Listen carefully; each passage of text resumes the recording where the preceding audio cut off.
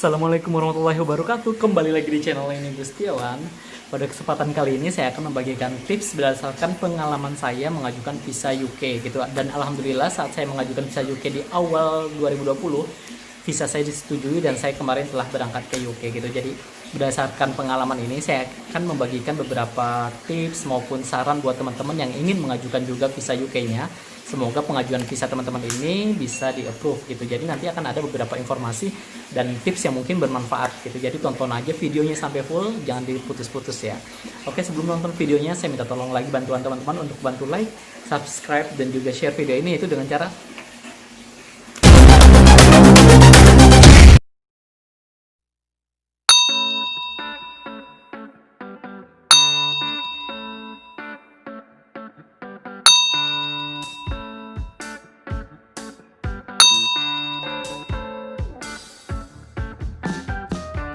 terima kasih teman-teman yang udah bantu like, subscribe, dan juga share video ini. Baik, untuk pengajuan visa UK, yaitu kemarin saya mengajukan visa UK untuk visitor atau untuk tujuan liburan gitu. Jadi dokumen utama yang paling penting saat teman-teman untuk mengajukan visa yaitu paspor gitu. Jadi pastikan paspor teman-teman itu masih berlaku minimal 6 bulan sebelum tanggal keberangkatan. Ingat ya, 6 bulan sebelum tanggal keberangkatan, bukan 6 bulan saat pengajuan gitu. Jadi pastikan masa berlaku paspor teman-teman masih aktif. Kemudian yang kedua, pastikan lembar halaman paspor teman-teman masih tersisa minimal 2 halaman yang kosong gitu. Jadi nanti misalnya visa teman-teman disetujui, maka nanti pihak sana akan menempelkan visa di halaman yang kosong itu gitu. Jadi selain masa berlaku paspor minimal 6 bulan sebelum keberangkatan, pastikan juga untuk minimal ada 2 lembar halaman kosong devisa.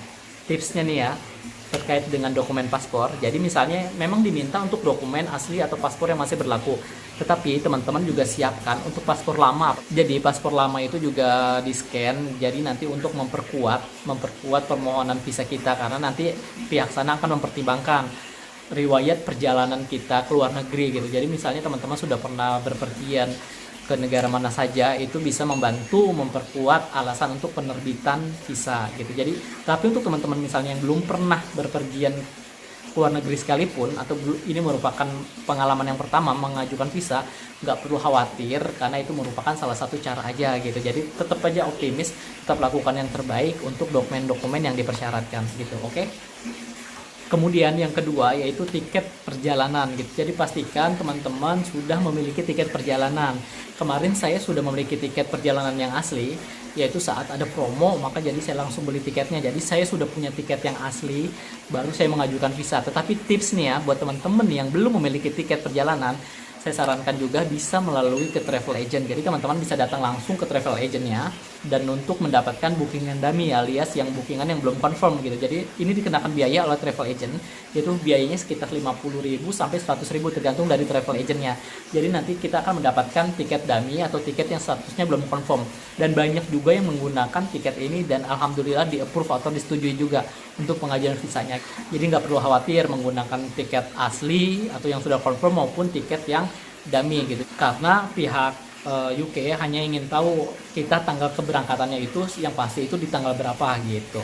Jadi nanti misalnya status visanya sudah approve, teman-teman bisa melanjutkan untuk menyelesaikan dari tiketnya itu yang tadi dipesan, apakah ingin tetap di tanggal situ atau ingin berubah, itu nggak masalah kalau misalnya visanya itu sudah di approve dan selagi kita masih dalam berpergian dalam jangka waktu dari masa berlaku dari visa itu. Kemudian yang ketiga yaitu bukti pemesanan penginapan. Nah, di sini yang kemarin saya lakukan tipsnya nih, buat kita yang masih ragu apakah visa kita di approve atau tidak, kita bisa melakukan pembelian pemesanan penginapan itu di website-website itu banyak banget. Jadi misalnya kayak kemarin yang saya lakukan, yaitu saya beli 3 kriteria yang saya lakukan untuk menentukan pembelian tiket itu. Yang pertama yaitu gratis pembatalan.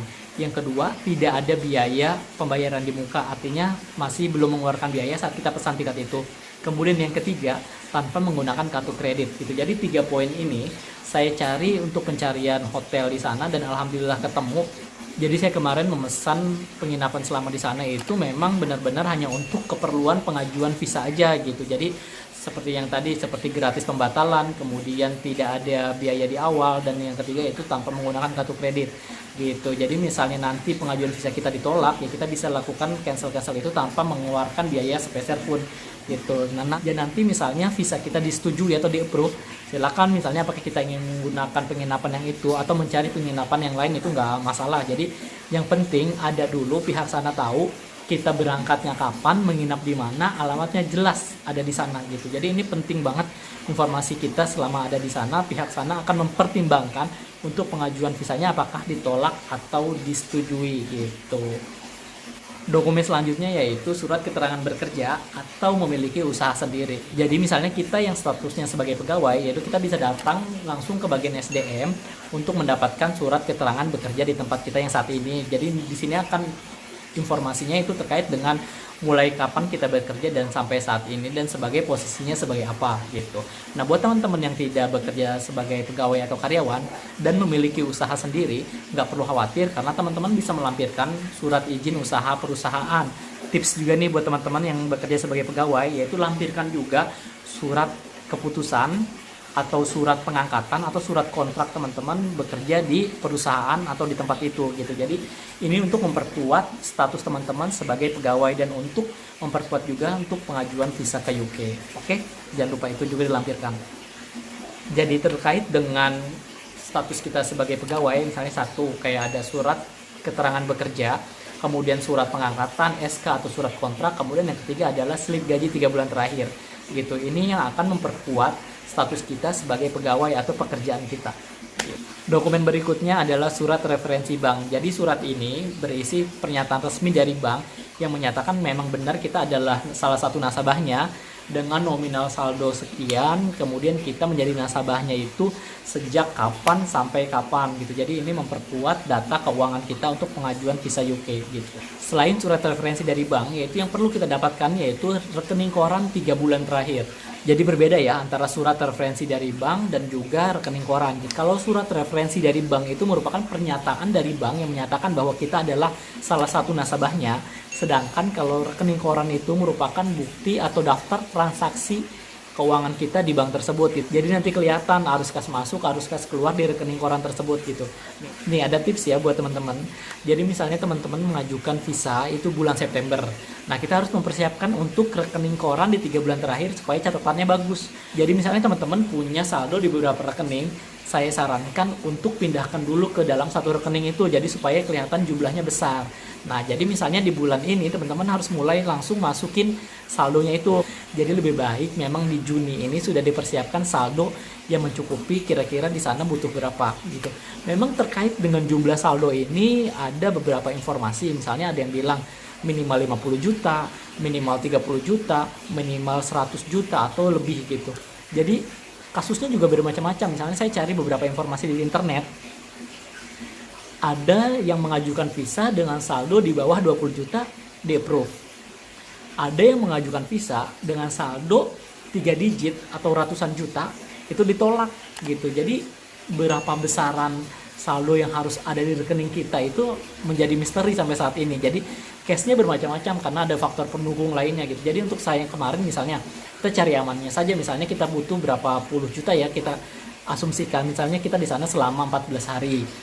Masing-masing misalnya sehari di sana kita menghabiskan sekitar 2 juta ya, kali aja 14 hari kali 2 misalnya 28 juta. Kayak 28 juta, dan nggak mungkin kan misalnya kita ada tabungan segitu 28 juta dan semuanya kita habiskan 28 juta, misalnya kita tambahkan lagi misalnya jadi 30 atau 40 atau 50 gitu. Jadi saya sarankan untuk 3 bulan terakhir sebelum pengajuan visa itu rekening koran kita 3 bulan terakhir itu juga sudah baik catatan keuangannya supaya pengajuan visa kita bisa diterima atau di approve gitu. Kemudian dokumen selanjutnya yaitu KTP, kartu keluarga dan akte kelahiran. Nah, beberapa informasi menyatakan bahwa tadi saya seperti di awal sudah saya sampaikan bahwa untuk pengajuan dokumen ini semuanya harus dalam bahasa Inggris dan diartikan atau diterjemahkan oleh penerjemah tersertifikasi gitu. Tapi kemarin saya juga sempat baca-baca informasi di internet, ada beberapa teman-teman atau banyak juga yang melakukan translate sendiri, terjemahin sendiri itu juga di approve atau disetujuin visanya. Jadi kemarin saya nggak pakai penerjemah tersertifikasi atau saya menggunakan translatean sendiri, yaitu KTP, KK, dan akte gitu. Jadi karena lumayan ya biayanya untuk kita menggunakan penerjemah itu, yaitu mungkin sekitar 50.000 sampai 100.000 per lembar atau per dokumen gitu. Jadi lumayan kalau ada beberapa dokumen gitu. Jadi yang kemarin saya lakukan yaitu menerjemahkan sendiri, karena saya dapat template-nya dari temen gitu. Jadi kita tinggal ubah-ubah data sesuai memang data di KTP, KK, dan akte kelahiran. Itu aja sih, jadi lumayan hemat gitu. Ya silahkan, ini pilihan ya. Misalnya teman-teman ingin lebih yakin dan supaya lebih kuat pengajuan visanya, silakan menggunakan penerjemah tersertifikasi untuk dokumen-dokumen yang dalam bahasa Indonesia supaya diterjemahkan dalam bahasa Inggris gitu.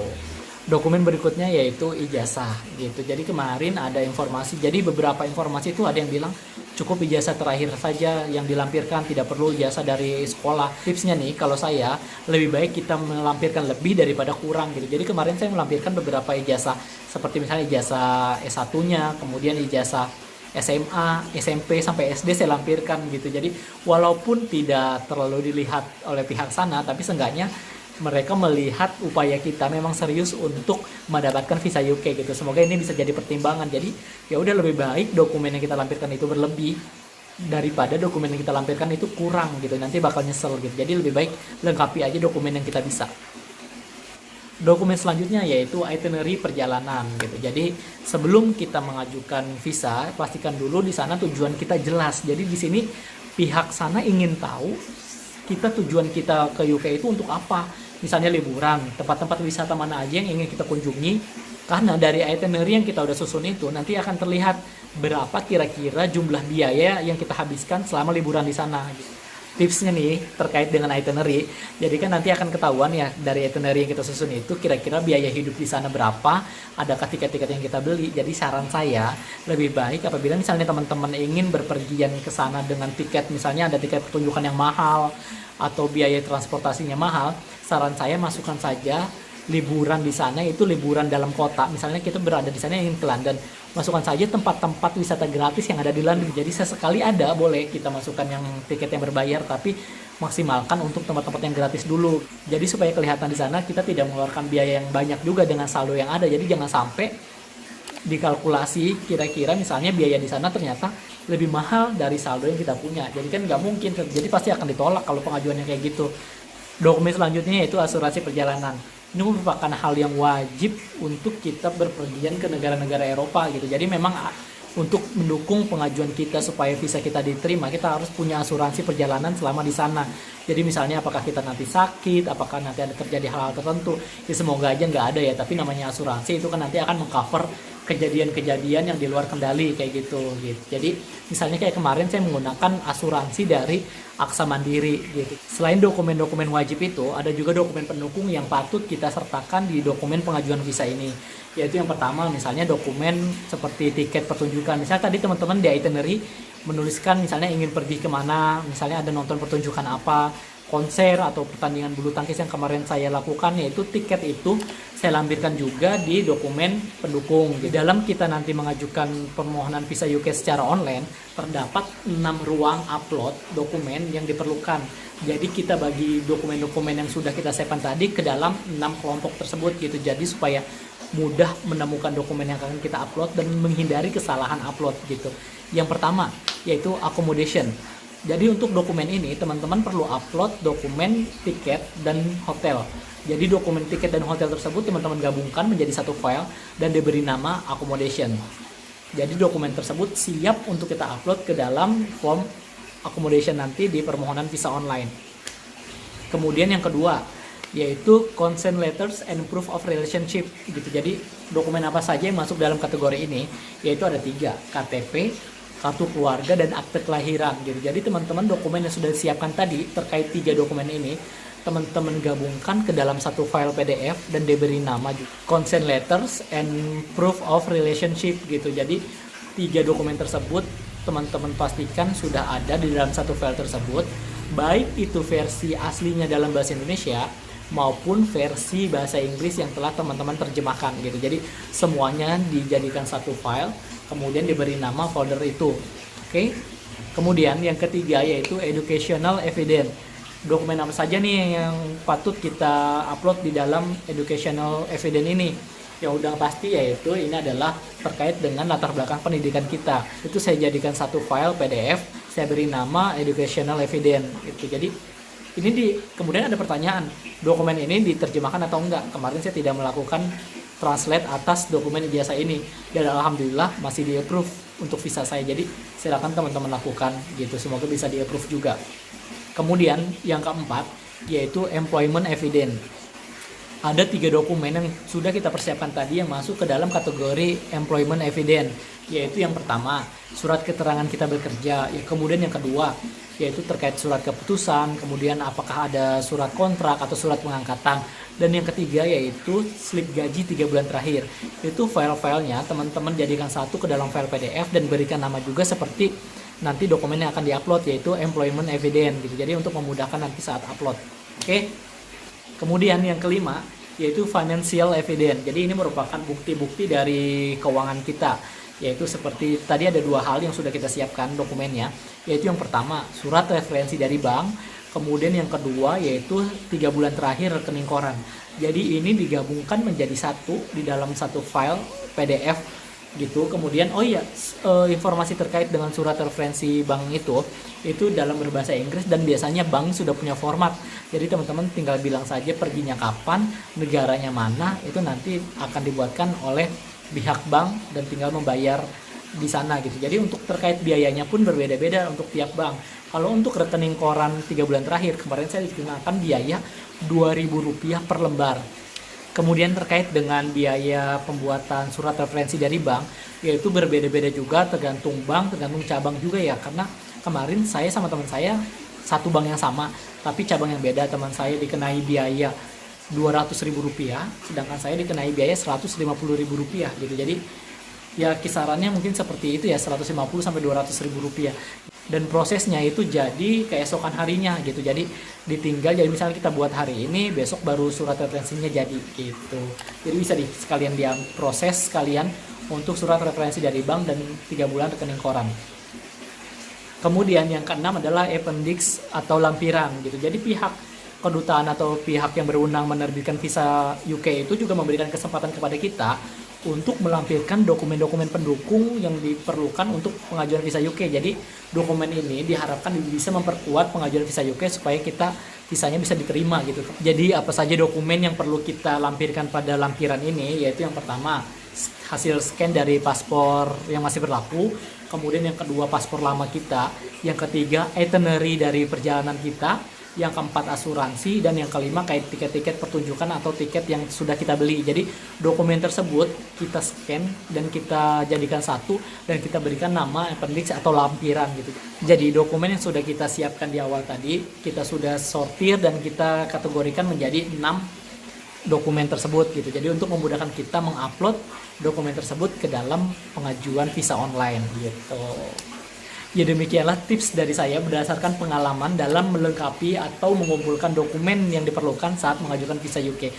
Jadi buat teman-teman yang punya rencana untuk mengajukan visa UK, lengkapi dulu dokumen-dokumennya, semoga dokumennya lengkap, dokumennya akurat, dan bisa mendukung untuk pengajuan visa UK, semoga bisa diterima. Terima kasih buat teman-teman yang sudah nonton, tungguin video selanjutnya terkait dengan proses pengajuan visa secara online, yaitu untuk visa UK. Saya minta tolong lagi bantuannya untuk ini. Terima kasih banyak, sampai ketemu di video berikutnya. Wassalamualaikum warahmatullahi wabarakatuh.